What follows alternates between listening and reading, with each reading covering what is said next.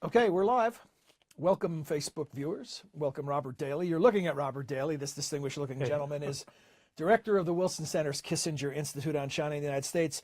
Robert's here to discuss the meetings between Presidents Trump and Xi, which we begin in just a little over a couple hours over dinner in Florida.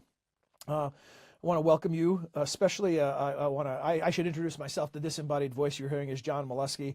I work here at the Wilson Center, and I'll be asking Robert some questions in just a second. But first, a special shout out to those of you joining us who represent news organizations. We want to let you know, please feel free to use any clips from today's discussion. All we ask is that you credit the Wilson Center and ID Robert when you do so. And if you'd like to interview Robert yourself, please contact Ryan McKenna via our website, and he can help with scheduling Robert for a separate interview. But today, I'll start the questions, and then I'll look to your questions on Facebook for additional comments. Robert, first of all, in the whole anticipation, the Carly Simon question, anticipation, how much should we be anticipating this as a significant meeting, or is this more in the getting to know you category? Well, it had been shaping up to be a potentially significant meeting, although a problematic one or 2 weeks ago, when President Trump had been tweeting out that he was anticipating a set of difficult discussions. He then also made it clear that while he would prefer to work with Taiwan on with China on North Korea, America would also be prepared to act alone. And so he was dropping hints via Twitter and by other media as well that these were going to be very difficult discussions and there might be deals made.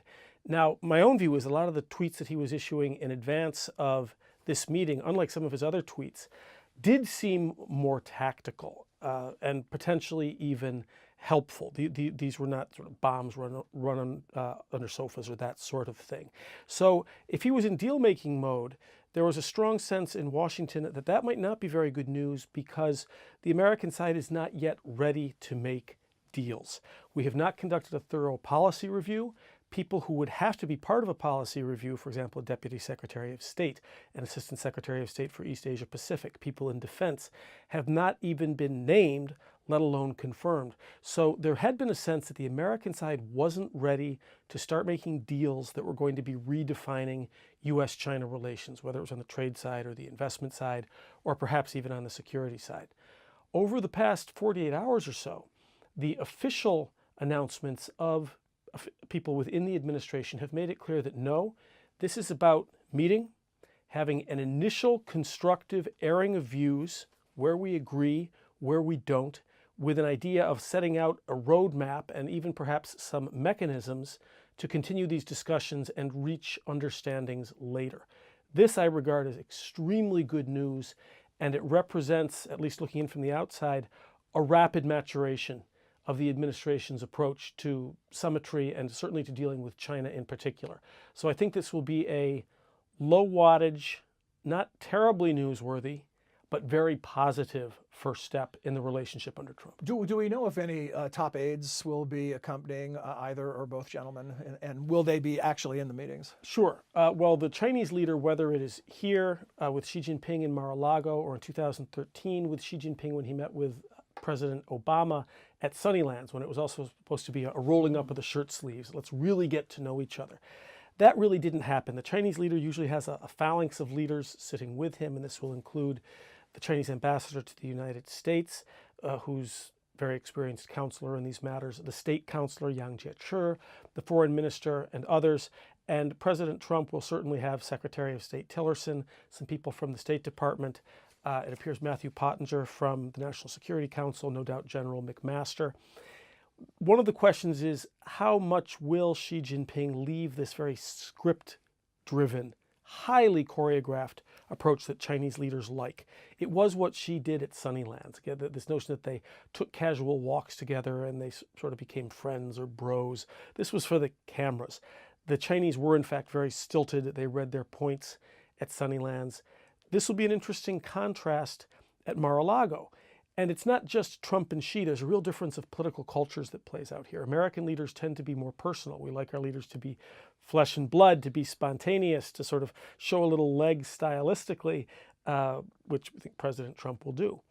Chinese leaders do not function that way as a matter of political culture. In China, if you represent almost 1.4 billion people, in order to have the kind of majesty that the masses expect, you're expected to almost transcend personality, to be always dignified, a little grim from the American point of view. So because of political culture, there tends to be a stylistic mismatch. Obama faced it, Trump faces it. I hope that there's somebody on the Trump team who understands this, who understands how Chinese use summitry as a performance of power and as a projection of strong leadership back within China, which speaks against a kind of an intimate or chummy approach that we say we want. Remember, President Bush now infamously looked into Vladimir Putin's eyes and saw his soul. Saw his soul. Yeah, I don't think there'll be a lot of soul gazing. What you describe, certainly a mismatch in terms of knowing what each side wants from its own perspective. Right. But now also maybe even a greater mismatch stylistically, because President Trump is known as sort of a backslapping charmer who will get in a room with someone and try to win them over on a personal level. And this is overcomable. I don't mean to say that this is set up for a disaster in any way. No, the Chinese leaders understand the American side of the equation in terms of political performance and personality really quite well.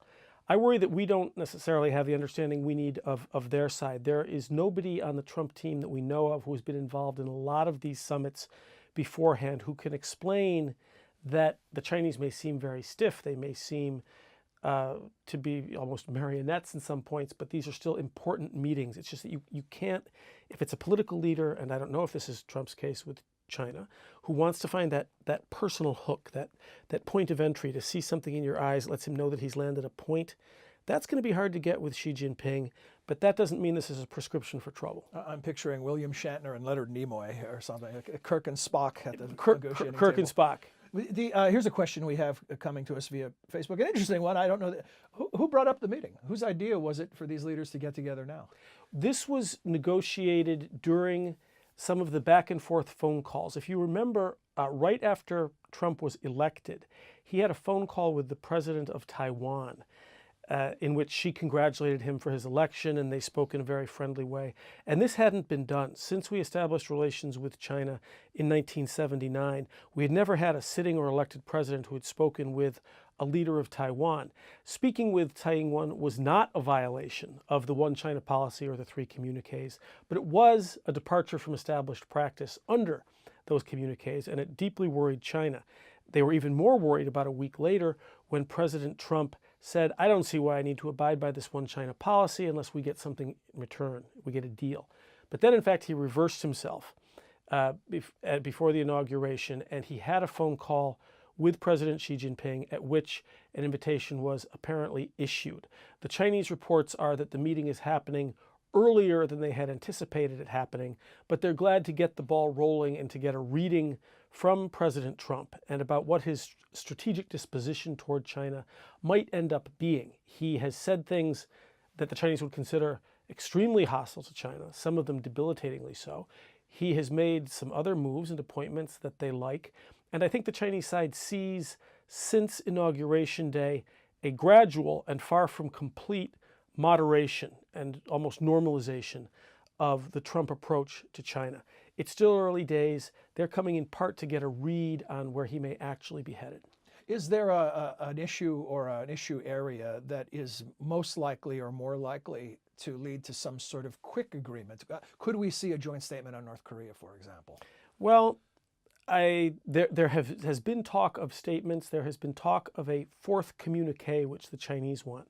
This is not the way Americans usually conduct foreign policy, but when Henry Kissinger and Nixon first went to China in 1972, 7 years before we had formal diplomatic relations, they issued the Shanghai Communique, or the first communique, which laid out the broad set of understandings under which these two countries that had been enemies and shooting enemies could begin to approach each other and work with each other constructively. And one of the most important was what the Chinese call the One China principle, what we call the One China policy, that said that the United States acknowledged that people on both sides of the Taiwan Strait say there is only one China and that Taiwan is a part of it, and that we don't take any issue with that. There were then subsequent communiques under Carter and Reagan, which again laid out very broad frameworks. But the last communique was in 1982. There hasn't been one since. There's been some noise about the Chinese pushing for one. It's hard to see what would be contained in that was really substantive and that moved the ball in a meaningful way, given the fact that while we cooperate with China in a mutually beneficial way across a whole array of different issues, nevertheless, on strategic, economic, and ideological matters, we do have consequential differences. So the Chinese would like a communique. The Chinese would like a framework or a phrase. This is the way that China prefers to operate. This is why at Sunnylands, again, think back to 2013, when Xi Jinping met with Barack Obama, he used this phrase as a proposal. It wasn't the first use of the phrase, but it was the most consequential, that the United States and China should build a new model of major power relations. The Chinese wanted this banner headline that sounds good, that we understand to be constructive, but is vague. And the Chinese idea is that you ding diao, you set this tone, and then once you've established a positive or trusting tone under which you can sort of march together, you'll fill in the details. Americans tend to want to get down to cases right away and say, no, there's a problem with this, and this is tough, so how are we going to fix this? Americans want to build trust through successes. The Chinese think that you have to have a phrase or some sort of umbrella patina of trust, and only then Patience can you get impatience. success. Patience and impatience. So the Chinese would like some kind of framework, and this is where it ties into Trump. I'm sorry, it's a long answer, but this stuff is complex with China. After Xi Jinping had proposed the new model of great power relations, Wang Yi, his foreign minister, proposed late in 2013 this formula. And America said, what do you mean new model of major power relations? He said, well, this means three things. No conflict, no confrontation, mutual respect, win-win solutions. Well, to America, again, these are pretty vacuous. What does any of this mean? The Obama administration ended up rejecting this language as a guide to conducting diplomacy, repeatedly and quite clearly. Secretary of State Tillerson used this language when he was meeting in Beijing a few weeks ago, and this was hailed by China as the United States now accepting the Chinese language, which under Obama had been seen as problematic. It's not clear that has been accepted. If, however, President Trump at Mar-a-Lago uses this language, no conflict, no confrontation, win-win, mutual respect, or even uses new model of major power relations, that would then appear to indicate a considered acceptance of something to be worked out and would be seen as a very positive sign by the Chinese. I've seen a number of comments, and it comes up all the time in the United States about Mar-a-Lago as the location, or perhaps in some critics, the president's overuse of Mar-a-Lago as White House South. Does location matter to the Chinese? Is this seen as a good thing that he's being invited to the president's personal home versus the White House, or do those kind of protocol things matter? Protocol matters always to the Chinese, and they're very glad that it's happening at Mar-a-Lago for a couple of reasons. One is that it's easier to do it at Mar-a-Lago. If they're at the White House, then an even more complicated set of protocols kicks in, and it's complicated enough down there. I'm sure that the Americans who are advancing the trip are in the sixth circle of hell right now in terms of working out the camera angle for every single shot. The Chinese will want all of this very precisely choreographed, but it's easier at Mar-a-Lago. They also like Mar-a-Lago because for the Chinese, it harkens back to 2013 and the shirt sleeve summit at Sunnylands, and this notion that maybe the Chinese and the American leaders can develop a real personal rapport. Again, that hasn't happened, but the narrative that it happens and that they're working on it is still important, and this continues that. And then also importantly for the Chinese, the Japanese Prime Minister Shinzo Abe had what was widely seen as a very successful, personal, spontaneous meeting at Mar-a-Lago, and so the Chinese will also want that. So yes, Americans, as you mentioned, criticize, of course, the expense of going to Mar-a-Lago, and be that as it may, these kinds of what seem to us decorative, silly details can mean a great deal with a number of other nations, and I think it's worth doing. Well, along the lines of this sort of the optics and the personal aspects of it, a question here about the embarrassment potential. You mentioned the successful meeting with Prime Minister Abe. Right. But then we had the awkward moment with Angela Merkel with the non-handshake. Right. Any concerns there from the Chinese perspective that this could be an embarrassing moment because of Mr. Trump's spontaneity and kind of going off script? Well, there's a little bit of that, but I also, and this one I have to hand it to the Chinese, I think that they have never seen anything like candidate President-elect or President Trump. There's no real prior experience to guide them. I don't think they have the right frames for looking at the Trump administration. but they've managed it extremely well. They've been quite patient.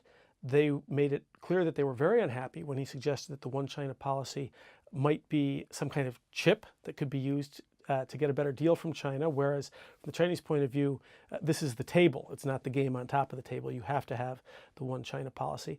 They made their displeasure known, but they also kept a lot of their powder dry.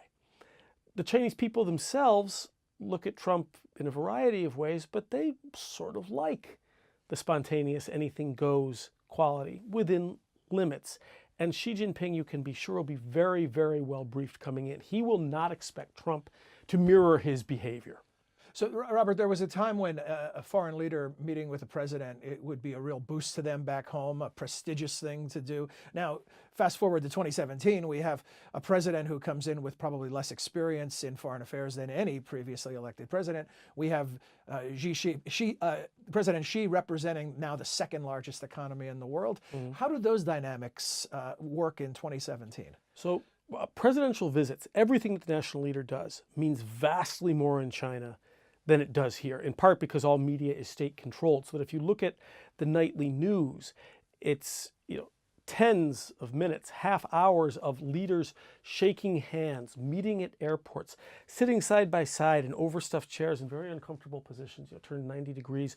Everything that Xi Jinping does is reported in the way that is determined by the state, by the propaganda organs that it's going to be reported. It isn't really analyzed or interpreted, but these things matter very much, and Xi needs to be seen as a figure who is getting the highest level of respect and the red carpet internationally, who is effective internationally, who is welcomed internationally, and who has an impact. So Xi Jinping, I think probably as for Donald Trump as well, both men are playing primarily to domestic audiences. Xi is playing not only to the television audience, but to the Communist Party, over 80 million strong, to the People's Liberation Army. He needs a successful visit, the perception of a successful visit, in part because at the end of the year, he has something called the 19th Party Congress, which will serve to celebrate and consolidate all of his control, his power of the past 5 years for at least the next 5 years and maybe longer. And it will set the stage for his success or otherwise in getting his policies through. And so what he would really like, I think, is to have a successful summit to stabilize the relationship. There are a lot of questions on China's mind since President Trump came in, and not just because of President Trump. Long-term dynamics. They were fully expecting a more hardline American-China policy, even from a President Clinton. They would like stability, predictability, and then they would love it if there were no crises and they could forget about America and have a smooth glide path to the 19th Party Congress. Final question before we wrap up, Robert, is do you expect that President Xi will extend an invitation to President Trump to do this next time at his place? I think he will. That will be one of the many invitations he extends, yes. Well, thank you very much for joining us, and we certainly look forward to talking to you when news starts to emerge from the summit. Yep, thank you. Thanks, everybody on Facebook as well.